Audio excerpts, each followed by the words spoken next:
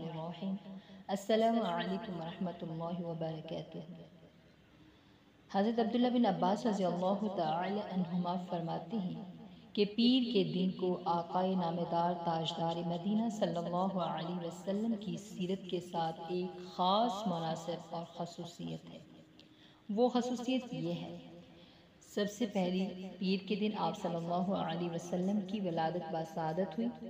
پیر ہی کے دن آپ صلی اللہ علیہ وسلم کو نبوت ملی۔ آپ صلی اللہ علیہ وسلم نے پیر کے دن حجرہ اسود کو اپنی جگہ رکھا۔ پیر کے دن آپ صلی اللہ علیہ وسلم نے مکہ مکرمہ سے مدینہ منورہ کی طرف ہجرت کے لیے غار ثور سے سفر کی ابتدا فرمائی۔